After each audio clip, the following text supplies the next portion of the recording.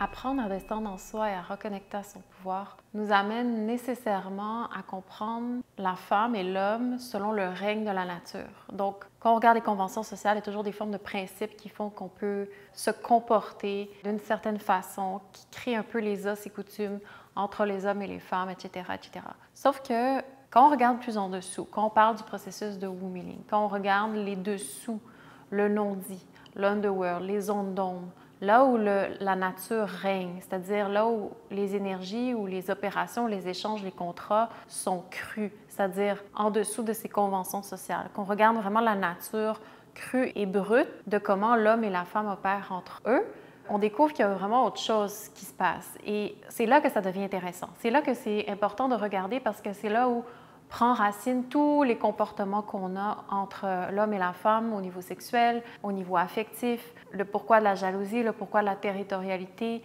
pourquoi une femme est si insécure, pourquoi une femme va être très compétitrice, etc. Et souvent, on parle très peu de cet univers-là. Et en fait, dans un contexte de womb-healing et de reconnexion à soi, c'est là où c'est le plus intéressant d'apprendre à descendre, c'est là où c'est le plus intéressant d'étudier, en fait. Et ça commence dans le corps, ça commence dans les pulsions, ça commence dans les énergies refoulées de notre féminité. Ça commence par aller plus profondément dans tout ce qui est négation de soi, le doute, la culpabilité, la colère, la jalousie, etc. Donc, toutes des énergies qui nous empêchent d'aller plus profondément parce qu'on juge. On juge ces énergies-là plus profondes, donc elles sont légitimes, mais ça crée un barrage pour vraiment découvrir de où est-ce qu'elles prennent racine et comprendre en fait la nature très mammifère de l'humain. Et dans ce contexte-là, il y a quelque chose qui est vraiment intéressant à découvrir et qui a été vraiment, moi, mon expérience à travers mon propre chemin, mais aussi en regardant les femmes en général, comment elles opèrent. Quand on parle de loyauté, une femme, à la base, n'est pas tellement loyale. Sa nature n'est pas tellement d'être loyale, sauf à partir du moment où elle rencontre l'homme qu'elle cherche, qui va l'aider à réaliser puis manifester son désir réprimé en elle. Donc, évidemment, je parle d'une femme qui cherche son pouvoir, qui veut reconnecter à son pouvoir, qui veut être dans son pouvoir. Donc, ces femmes-là vont toujours chercher l'homme le plus fort. Donc, tant si longtemps que la femme n'a pas trouvé l'homme le plus fort, jamais elle va être loyale. Donc, elle va se déposer de relation en relation jusqu'à temps qu'elle trouve cet homme-là. Et donc, la femme peut tout investir dans une relation et il suffit qu'elle rencontre cet homme-là, que cet homme-là se présente à elle, elle va complètement délaisser, si elle ose le faire et si elle suit vraiment son instinct, elle va délaisser cet univers-là avec l'homme dans lequel elle était en relation, qui ne satisfait plus le besoin nourricier profond d'incarner son désir, et donc va passer à l'autre relation.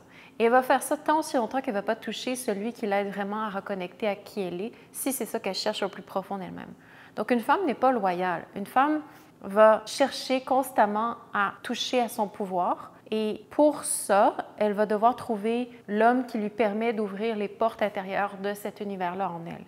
Et ce qui se passe, c'est que les femmes, on n'arrive pas vraiment à trouver des hommes dans cette vie qui ont ce potentiel-là, ou du moins c'est très difficile, ou c'est plutôt rare, et ce n'est pas une critique négative. Les femmes sont autant blessées que les hommes. On vit dans un monde où les hommes ont beaucoup de difficultés dans leur pouvoir masculin et les femmes ont beaucoup de difficultés dans leur pouvoir féminin. Donc, c'est juste une réalité qui existe de part et d'autre. Mais la femme n'est pas innocente. La femme va toujours chercher, regarder l'homme qui va lui permettre de toucher ça en elle. Donc, c'est un désir qui pousse en elle. C'est pas que par nature, la femme est méchante. C'est juste que en soi, en nous, on a un désir fondamental. Et si on n'arrive pas à l'incarner, si on n'arrive pas à avoir une relation consciente avec, si on n'arrive pas à faire circuler cette énergie-là, de ce désir-là, et qu'on n'apprend pas à le mettre au monde, et que ce désir-là fondamental ne devient pas le chemin de notre vie, qui on est, ce qu'on embrasse et à quoi on se dédie dans notre vie, il y a toujours une partie de nous qui sera éteinte, il y a toujours une partie de nous qui ne sera pas incarnée. Donc, c'est pratiquement un élan de vie, de constamment chercher l'homme qui va pouvoir nous amener à ça. C'est juste que comme la femme, elle n'est pas consciente que c'est ça qu'elle cherche, elle va le faire d'une façon un peu plus vicieuse, ou elle va le faire d'une façon pas nécessairement adéquatement, mais au bout du compte, ça vient d'un mécanisme super intelligent. Sauf que la femme, pendant ce temps-là, elle va utiliser les hommes en attendant, un peu comme des ressources, en attendant de trouver l'homme qui va lui correspondre. Donc, on voit beaucoup de situations où des femmes sont en couple et elles savent très bien intuitivement qu'elles ne sont pas complètement épanouies, qu'elles ne sont pas complètement en paix avec qui elles sont, dans la dynamique qu'elles sont avec l'homme. Il y a une voix au plus profond d'elles qui sent qu'on n'est pas tout à fait dans le bon endroit, dans le meilleur contexte et que la situation dans laquelle on est, c'est correct, ça va, ça passe, ça stabilise certaines choses dans notre vie, peut-être des besoins financiers, peut-être des choses X, Y, Z dont on a besoin dans le moment présent. Donc, ça stabilise quelque chose, ça crée un contrat qui crée une forme de statu quo par rapport à où on en est dans la relation constante à notre désir fondamental. Mais on sait au plus profond de nous que cette relation-là, c'est plus une relation, même s'il y a du respect, c'est une relation de compensation. Et beaucoup de femmes ont du mal à s'avouer ça parce que, mais premièrement, ça les mettrait dans une situation où est-ce qu'elles doivent réaliser qu'elles cherchent du pouvoir, qu'elles veulent toucher son pouvoir. Et qu'est-ce que ça veut vraiment dire? Donc, ça vient tout ébranler le statu quo dans notre vie.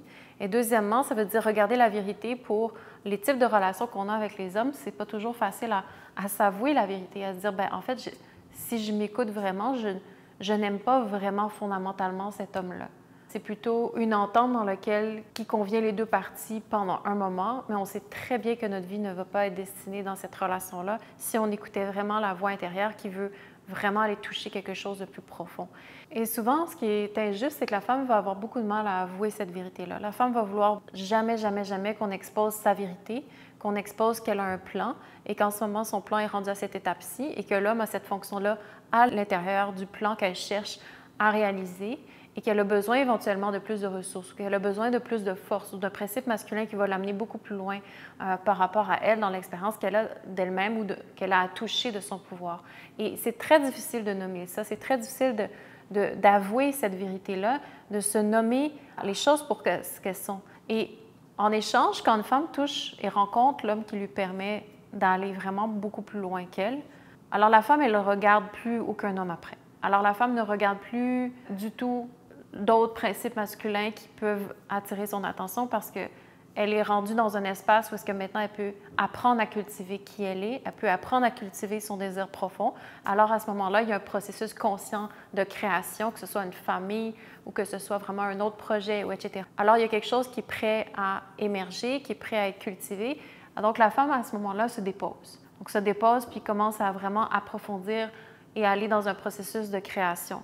Mais ça, c'est quand même assez rare d'arriver dans des espaces où il y a une connexion, le contrat est clair, la relation du contrat, elle est consciente, le processus de création est super aligné, autant à l'intérieur de la femme dans son désir que dans l'intention, la direction chez l'homme, et que la rencontre crée vraiment une possibilité de création.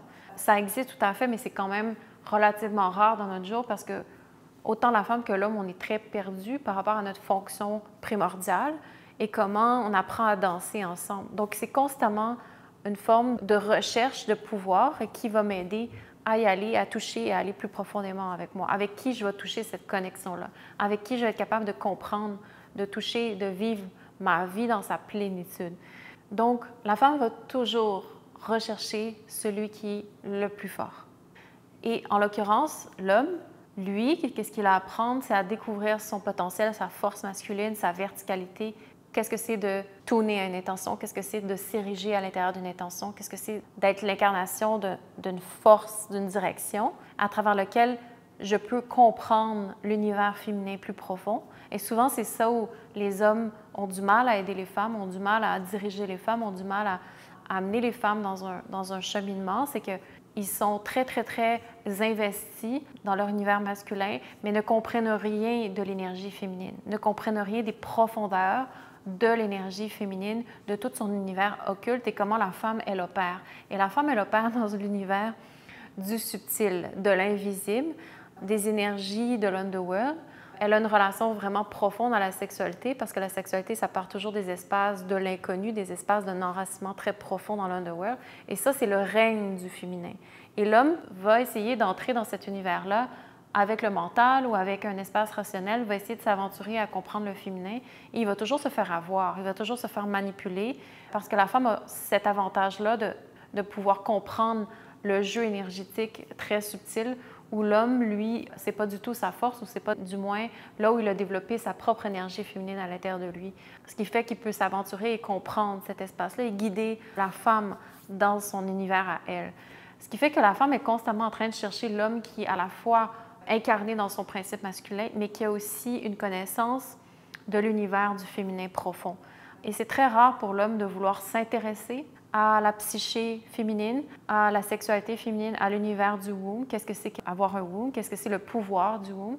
Et qu'est-ce que c'est vraiment la force et la puissance du pouvoir féminin en dessous? Je ne parle pas de la surface, du narratif de surface où la femme elle-même, elle est déconnectée à elle-même. Donc, on n'a pas vraiment accès à cette profondeur-là, mais elle vit cette profondeur-là toujours malgré elle, constamment. Et c'est là où l'homme devrait apprendre à s'intéresser, à comprendre le féminin profond pour être capable de mieux incarner sa masculinité et être capable de mieux guider la femme dans ce qu'elle touche, dans ce qu'elle vit et d'apprendre à l'aider à reconnecter entre les deux mondes, ce monde de surface et profondeur, et de jamais vouloir constamment nourrir juste l'espace de surface, mais que chacun ensemble vouloir descendre et découvrir les espaces plus profonds qui vivent dans notre expérience humaine.